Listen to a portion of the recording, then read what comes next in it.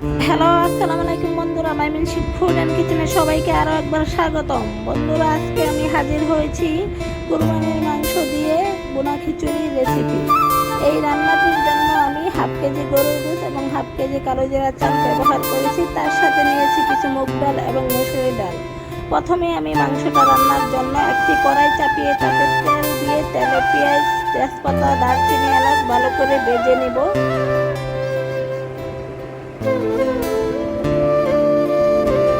পেঁয়াজ ভাজা হয়ে গেলে দিয়ে দিব আদা রসুন পরিমাণ মতো, জিরার গুঁড়া পরিমাণ মতো,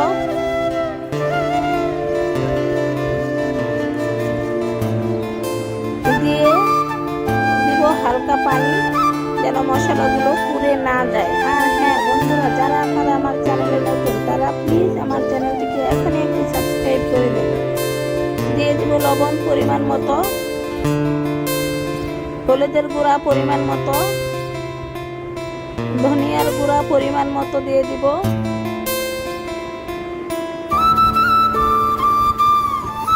ঝালের জন্য দিয়ে দিব মরিচের গুঁড়া পরিমাণ মতো,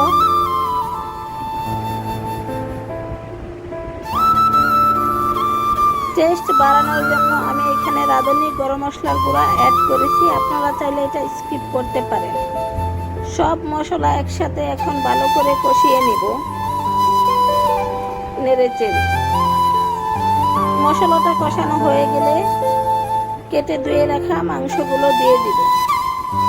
আর হ্যাঁ বন্ধুরা, আপনারা চেষ্টা করবেন মাংসটাকে একেবারে পানি ছাড়া রান্না করতে, যেন মাংসে কোনো রকমের পানি না থাকে। মাংসটা যেন একদম শুকনো শুকনো অবস্থায় রান্না হয়। খিচুড়ির মাংসে কোনো ঝোল রাখতে হয় না, এতে করে খিচুড়ির টেস্ট অনেক ভালো হবে। ঢেকে দিয়ে আমি 20 মিনিটের মতো মাংসটা নিবি নিবি আঁচে রান্না করে নিব। আর এই পর্যায়ে আমি ততক্ষণে ডালগুলো বেজে নেব।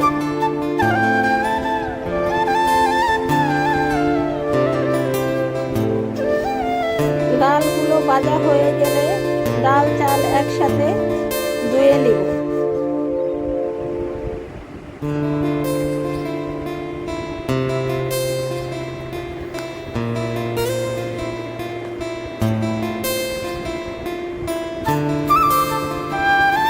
আর এইদিকে দেখুন বন্ধুরা, আমার মাংস রান্না প্রায় কমপ্লিট হয়ে গেছে। আর একটু পানি শুকানো হলেই মাংসটা আমি নামিয়ে নেব।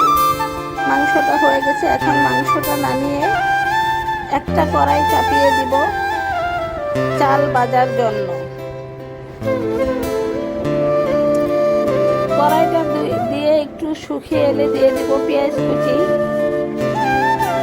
তেল পরিমাণ মতো,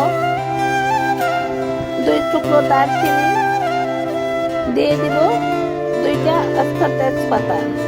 এইবার তেজপাতা, পেঁয়াজ, দারচিনি ভালোভাবে লাল করে ভেজে নেব।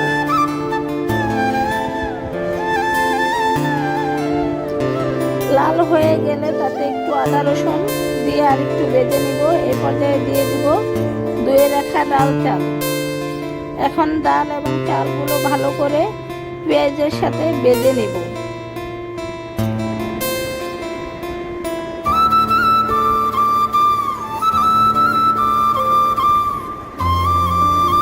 দিয়ে দিব হলুদের গুঁড়া পরিমাণ মতো, লবণ পরিমাণ মতো, 5 থেকে 6টা কাঁচামরিচ ভেঙে ভেঙে দিয়ে দিব ঝালের জন্য, জিরার গুঁড়ো টেস্ট বাড়ানোর জন্য। ঝাল বেশি খেলে আপনারা মরিচের গুঁড়ো ব্যবহার করতে পারেন, নাও পারেন। চালগুলো ভাজা হয়ে গেলে এ পর্যায়ে দিয়ে দিব রান্না করে রাখা মাংসগুলো। মাংস এবং চাল আর একটু ভেজে নিয়ে তাতে দিয়ে দিব পরিমাণ মতো পানি।